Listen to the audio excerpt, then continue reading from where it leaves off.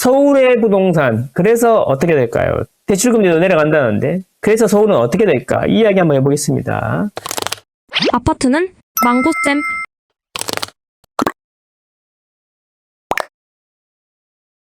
이거죠, 이거. 이게 너무 심해요. 제가 부동산 데이터를 10년 넘게 봤는데, 이런 거는 처음 봅니다. 이 정도로 강남은 뜨겁고, 노도강은 차가운 거 처음 봅니다, 처음. 이렇게 격차가 크진 않았거든요, 사실. 강남 3구만 정말 너무너무 빨간 상황인데, 이게 전체적으로 한번 보시면, 이게 최근 15주간 서울의 아파트 가격 상승률을 표시해 놓은 거예요, 지도에다가. 자세히 보시면, 자, 11월 11일. 강남이 그나마 좋은데, 전체적으로 빨겠어. 그러다가 이제, 어때요? 12월 초가 되면서 이제 얼어붙기 시작해갖고 1월 달에 이렇게 푸르스름하게 바뀌었다는 거죠. 그러다가 2월이 되면서 슬슬 달아오르기 시작했는데 중요한 거는 2월 10일이에요. 2월 10일. 2월 10일 보시면 강남 상구가 오르고 있지 않습니까? 자, 중요한 거는 2월 10일에 그래서 토지거래 허가가 해제가 됐냐? 아닙니다. 토지거래 허가는 2월 12일에 해제가 됐습니다. 근데 2월 10일부터 이미 강남 상구가 빨개지고 있었다라는 거죠. 제 생각인데 대출이 안 나오거나 시장이 주춤하니까 기다리고 있던 분들이 1월 들어오면서 대출이 나오기 시작하고 다시 계속 가격이 올라가니까 급하게 달려들기 시작했는데 마침 그때 토지거래 허가를 해제한 거죠. 불에다가 기름을 부어버린 거죠. 예, 그래서 2월 17일이 되니까 강남 상구가 이렇게 달아올라고 지난주에 그래서 제가 방송을 했지 않습니까? 근데 이번 주에는 더 빨개졌어. 그런데 자세히 보시면, 자, 보세요. 중요한 건 이거예요. 이게 지난주거든요, 지난주. 요것도 미쳤지. 너무하잖아. 노도강 어쩌라고, 그죠? 너무하잖아. 그런데, 이번 주 보세요. 자, 보이시나요? 자, 지난주, 이번 주. 뭐가 달라졌어요? 지난주, 이번 주. 지난주, 이번 주. 지난주는 보시면, 서초구가 좀 열렸는데, 강남 3구는 여전히 빨갰고, 근데 그 주변이 하얗다고 해야 되나요? 그랬는데, 이번 주 보시면, 주변이 얼굴게 달아오르고 있는 거지. 제가 그랬죠. 아파트 시장은 큰 돌을 데우는 것 같다. 그래서 이 돌을 데우면 그 주변이 같이 뻘개진다. 이런 얘기 했죠. 제가 말씀드리는 거 3+6 강남 상구랑 한강 주변의 6대장들이 움직이기 시작했다. 강남의 온기가 그 주변 한강 6대장한테 퍼지고 있다. 강동구, 광진구, 성동구, 용산구, 마포구, 그리고 동작구 쪽으로 퍼지고 있다라는 겁니다. 그래서 제 이야기는 뭐예요? 영원히 오르는 것도 없고 영원히 내리는 것도 없다. 강남이랑 그 옆에 6개 구랑 격차가 자꾸 벌어지잖아요. 벌어지면 결국에는 못 가게 돼요. 아까 위례 이야기 하시는 분하고 똑같은 경우가 되는 거죠.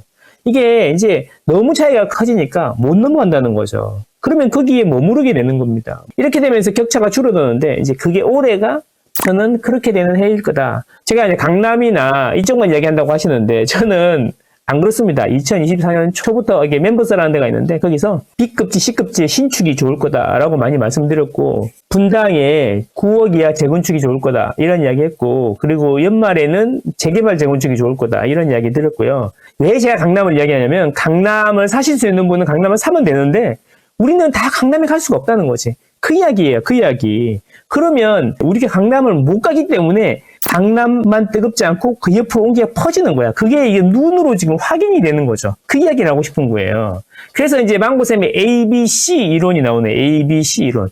ABC 이론은 뭐냐면 자, A가 오르면 B가 오르고 B가 오르면 C가 오른다. 이런 이야기예요. 이게 아주 중요합니다. 실거주 시장이든 투자 시장이든 이 원리를 아는 게 아주 중요하다.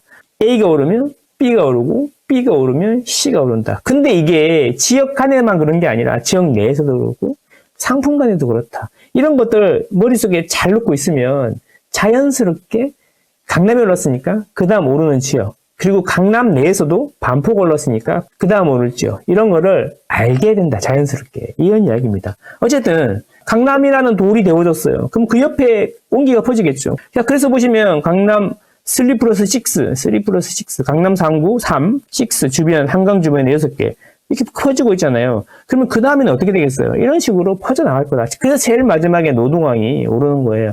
좀 특이하게 양천구 같은 경우에는 서쪽에 양천구를 대체할 곳이 없잖아요.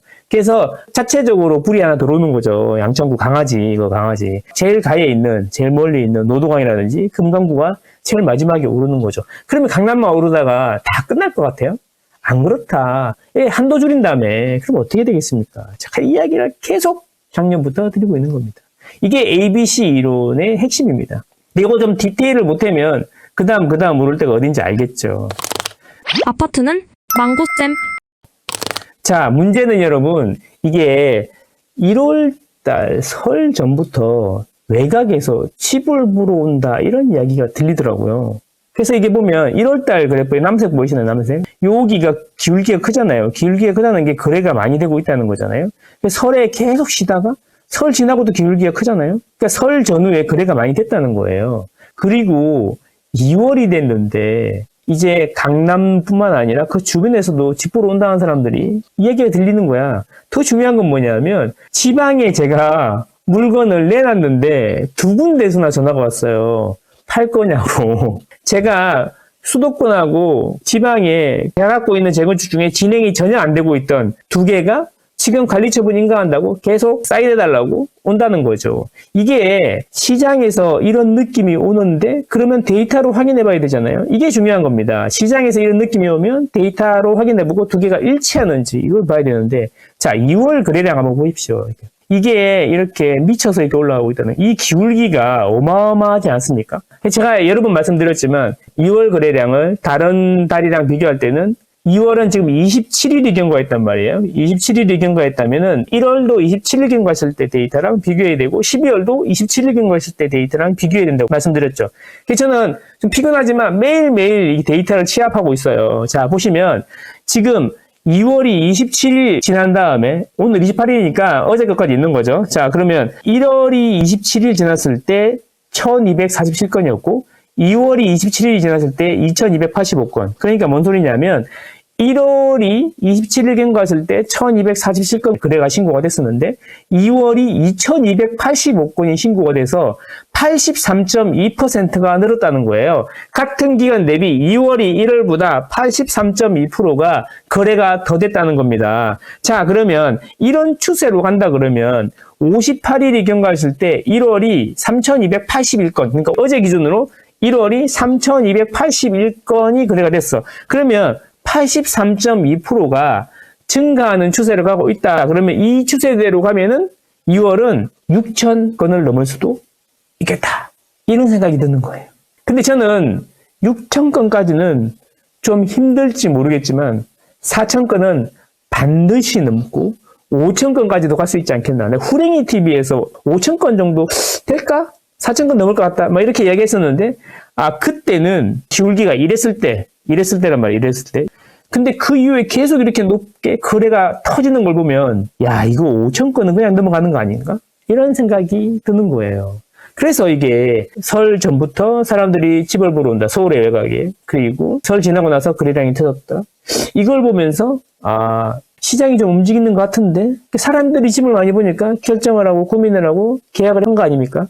그 시장하고 데이터하고 맞아 들어가는데, 그리고 어제 오늘 계속 지방에서 전화가 오고 진행이 전혀 안 되고 막 치고받고 싸우던 재개발 재건축 구역에서 관리처분 인가한다고 총회한다고 자꾸 서류가 오고 이런단 말이에요. 이런 시장 상황이랑 데이터랑 일치한다라는 겁니다.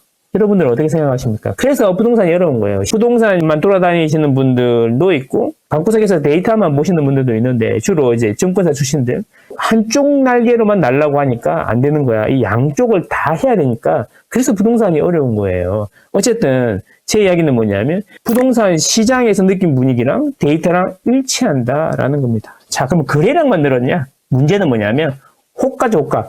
사람들이 자꾸 집을 보러 오면 호가를 높이게 됩니다. 호가를. 실제로 그러냐? 자, 서울의 호가를 한번 보시죠. 이게 뭐냐면 제가 매주 네이버의 주요 단지들이라고 하면 S, 리센치 이런 거 아니에요. 500세대 이상이거나 신축인 단지들.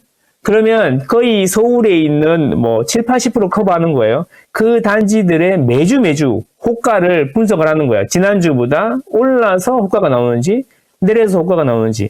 이거 보십시오. 이거 이번 주 월요일 기준으로 호가가 이렇게 올라서 서울 전체가 말입니다. 서울 전체 평균이 이렇게 올랐다는 겁니다. 근데 지난주에도 저는 깜짝 놀랐거든요. 이 지난주에 호가 누른 게 최근 몇 달 동안 이렇게 높게 나온 적이 없어요. 지금 12월이나 1월 보시면 들쭉날쭉 하잖아요. 12월 보시면 호가가 계속 조금씩 떨어졌거든요. 그런데 이번 주에는 이렇게 올라온다는 거예요. 자, 이상하지 않습니까? 호가도 진짜 몇 달 만에 이렇게 급하게 올라오고 거래량도 터지고.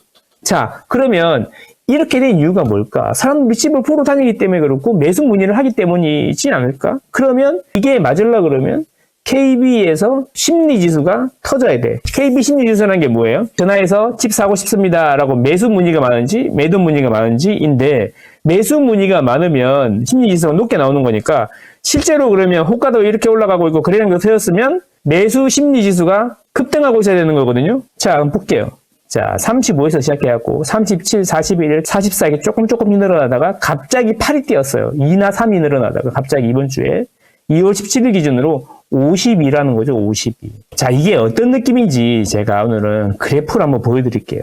여기 보시면 끝에 이게 최근이잖아요. 최근 보시면 여기 심리가 바닥을 쳤다가 이렇게 꺾여서 이게 기울기 보세요. 기울기 올라가는 거 봐. 기울기 봐 이거. 그래서 제가 계속 말씀을 드렸잖아요. 이게 심리라는 거는 추세를 봐야 되는데 하단하고 상단을 이렇게 연결하면 상단은 점점 높아지고 있고 하단은 올라가고 있다. 그래서 이게 바닥 찍고 이렇게 올라가는데 심하게 기울기가 올라간다는 거지. 기울기가 올라간다는 얘기가 뭐예요? 배웠잖아. 수학 시간에 델타 X보다 델타 Y 값이 크다는 거잖아요. 순간 속도가 크다는 거잖아요. 뭔 소리냐면 빠르게 올라가고 있다는 거잖아요. 자, 그러면 여러분 지금까지 했던 거가 맞아 들어가잖아요.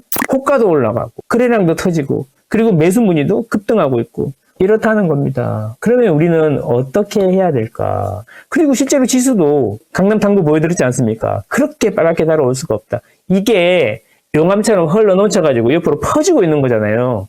이거잖아요, 이게. 지난주에 이랬는데 이게 끌어올라가지고 옆으로 이렇게 퍼지고 있잖아요. 보세요. 그리고 실제 부동산 시장도 그렇고 데이터도 그렇고 다 일치한다. 이런 이야기예요. 아파트는 망고잼. 이제 그러면 7월 DSR 3단계 되면 다 떨어질 거다. 이런 이야기 하는데 정말 그럴까? DSR은 제가 말씀드렸지만 스트레스 DSR은 대출을 안 해주겠다는 게 아니라 한도를 조금 줄이겠다는 거야. 그러면 이런 생각을 한번 해봐요. 7월에 DSR로 위축을 시킨다 그러면 사람들이 5월, 6월에 몰리지 않을까? 저번에도 그랬잖아요. 작년에도 DSR 2단계 하는 거를 늦추니까 그 전에 하려고 막 몰렸었잖아요. 그럼 5월이나 6월에 벌써 돌아다니면서 가격을 많이 올려놓을 거란 말이야. 그러면 우리는 언제부터 움직여야 되는 거예요? 강남이 지금 부글부글 끓고 있는데 언제부터 움직여야 되는 거냐? 괜히 특강을 하는 게 아니라는 거죠. 7월에 DSR 규제를 하면 6월이 피크가 될 거고 7월 되면서 좀 주춤하다가 눈치 보다가 8월, 9월 되면서 다시 올라갈 것 같다. 이런 이야기를 저는 드리고 싶다. 이런 이야기죠. 여러분들 서울에 내 집 마련을 하실 생각이 있으면 잘 생각해 보셔야 된다. 지금 2025년은. 그러면 자, 아까도 말씀드렸지만 망고쌤은 맨날 강남 이야기만 하고 재건축 아파트 비싼 것만 이야기하냐 그러는데 크기만 오르니까 지금 그러는 거고 제가 이야기하는 거는 크기가 오르면 그 다음이 오른다. A, B, C, 캔틸런 효과 이런 걸 계속 말씀드리잖아요. 그래서 제가 뭐냐면 누구나 강남을 가고 싶지만 모두가 강남을 갈 수 있는 게 아니죠. 그래서 제가 말씀드린 게 나만의 강남을 찾아라. 내 돈, 제가 갖고 있는 상황, 제가 동원할 수 있는 돈 가지고 갈 수 있는 제일 좋은 데를 가라라는 거잖아요. 그래서 나만의 강남을 가라. 강남 좋은 거 누가 몰라? 근데 강남에 살 수 있는 사람은 어쩌면 대한민국에서 선택받은 1% 미만일 수도 있잖아요. 우리는 그 정도는 아니잖아요. 그냥 현실적인 선택을 해야 된다라는 거죠. 왜냐하면 지금 안 사면 격차를 더 벌일 수 있으니까. 그런 이야기 있잖아. 고민은 배송을 늦출 뿐. 지금 고민하면 격차만 더 벌어질 뿐이다. 이런 이야기를 하는 거죠. 그러니까 사라는 이야기잖아요. 사는데 어떻게 살 거냐. 입주를 하시는 분이 있고 당장은 입주를 못 하더라도 사놓는 분이 있겠죠. 그런 걸 이제 갭 투자라고 안 좋게 표현하는 사람도 있지만 어쨌든 내가 집을 사놓으려면 이 자산이 올라가는 것에 편승을 하려면 집을 하나 사놔야 되는데 내가 대출받아서 사가지고 들어가는 방법이 있고 지금은 안 되지만 일단 적은 갭으로 사놓고 나중에 돈 모아서 들어가는 방법이 있잖아요. 그래서 이 두 가지 방법으로 내 돈으로 갈 수 있는 거를 찾아야 된다라는 겁니다. 그러면 이제 이런 이야기 하죠. 지방에서 오신 분들은 서울에 집을 하나 사놔야 되는데 어디서부터 어디까지 해야 될지 모르겠다. 서울이 너무 크다, 수도권이. 그래서 잘 모르겠다. 그래서 이제 한두 개 들은 거 가지고 이거 어때요, 저거 어때요 그러시는데, 자, 선택지가 작으면 실수를 할 가능성이 있어.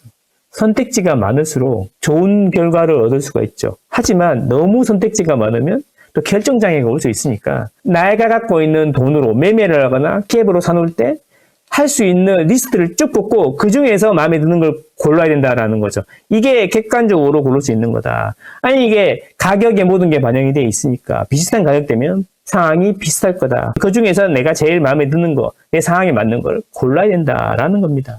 그래서 제가 이런 고민을 지금 방금 했겠습니까? 그래서 제가 이제 만들어 놓은 게 있어요. 갭 검색이라고. 갭이나 매매가로 서울 전국에 있는 아파트를 내가 10억 매매다 그러면 10억짜리 아파트 쫙 뽑는 거하고, 내가 5억 정도 갭으로 사는 수 있다 그러면 5억 갭으로 쫙 살 수 있는 아파트를 뽑을 수 있는 거를 만들어 놨단 말이에요. 결국 그거잖아요. 나하고 내 가족이 얼마나 행복하게 살 것이냐, 이게 중요한 거잖아요. 그게 만약에 돈이 좀 많아서 행복해지는 거라면 좀 서두르시면 어떨까, 그런 생각입니다. 고민은 격차만 커질 뿐이다.